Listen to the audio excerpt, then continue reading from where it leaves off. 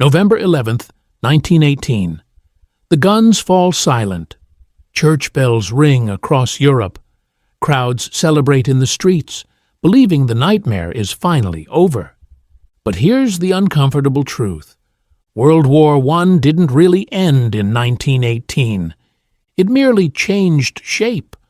The seeds of World War II were planted the very moment the First War ended, not in 1939, not with Hitler's invasion of Poland, but in the broken promises, shattered economies, wounded pride, and unresolved hatreds of the years in between.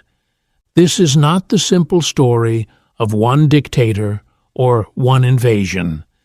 This is the story of humiliation turning into rage, of fear turning into extremism, of peace treaties that guaranteed another war, and of a world that saw the warning signs, yet failed to stop what was coming. Tonight, we're traveling through the years 1918 to 1939 to uncover what really started World War II. And once you see it, you'll realize the war was inevitable long before the first shot was fired. When World War I ended, the victors faced a monumental question. How do you prevent this from ever happening again? Their answer was the Treaty of Versailles. Signed in 1919, the treaty was meant to punish Germany and secure peace. Instead, it achieved the opposite. Germany was blamed entirely for the war through the infamous War Guilt Clause. This single sentence would haunt an entire generation. The consequences were devastating. Germany lost 13% of its territory.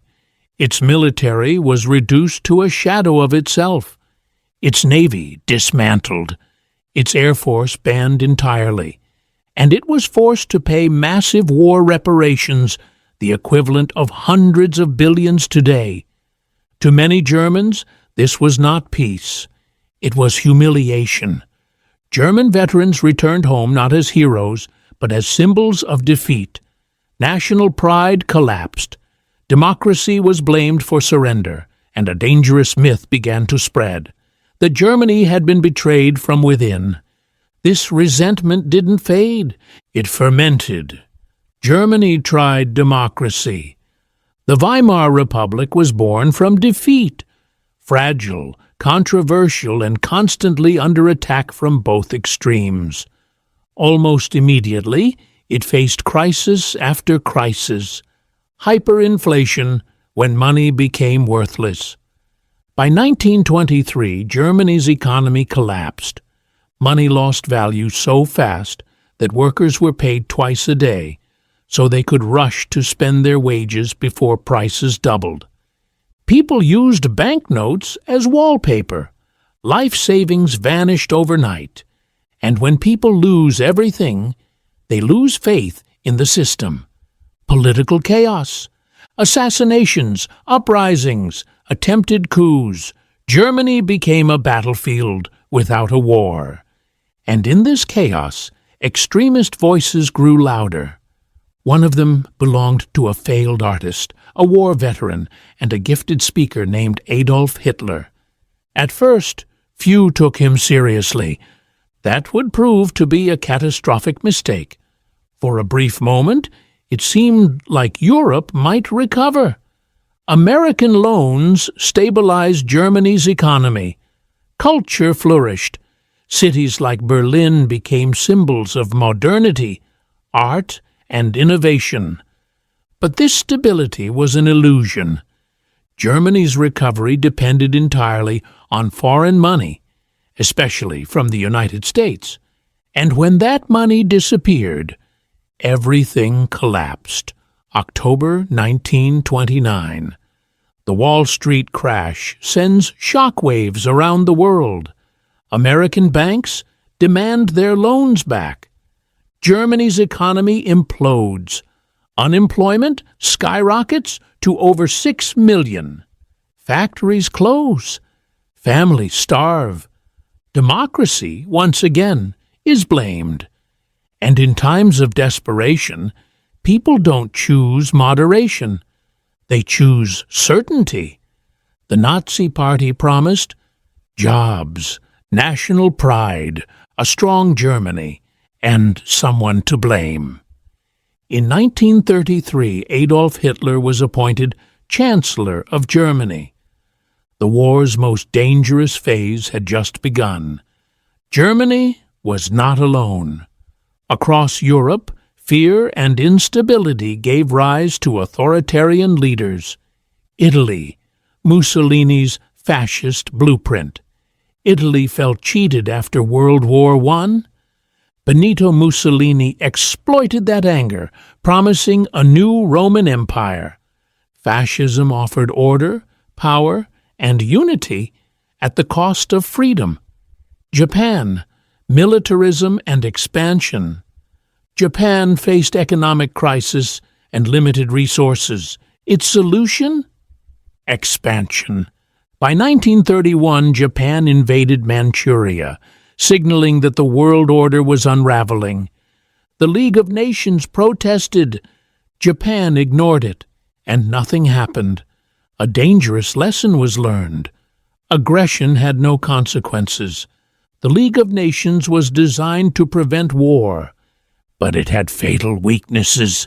No army, no enforcement power, and, crucially, the United States never joined.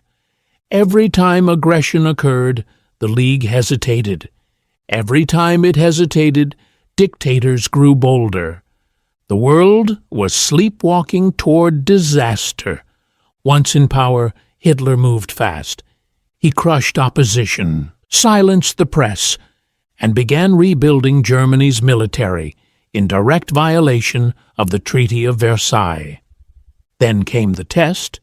1936, the remilitarization of the Rhineland.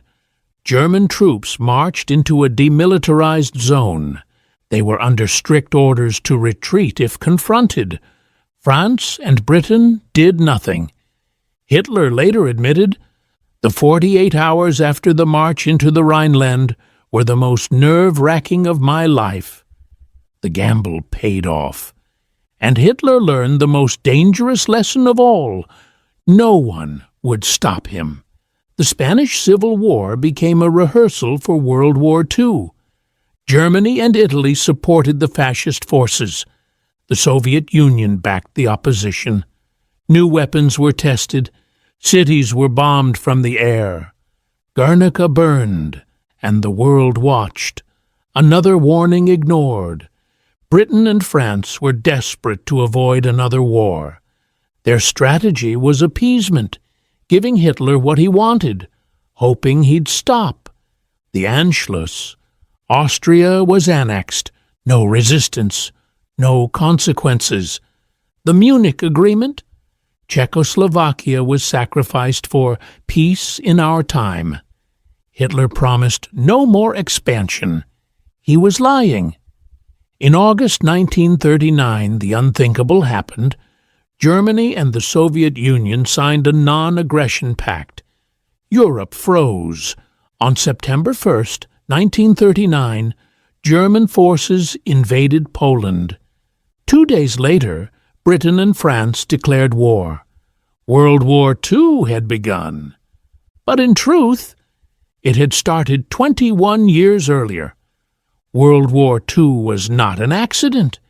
It was the result of a broken peace, economic collapse, fear and extremism, and a world unwilling to confront evil early. The years between 1918 and 1939 were not peace. They were the war before the war, and the lesson remains painfully relevant today. Because history doesn't repeat itself, but it does remember who wasn't paying attention.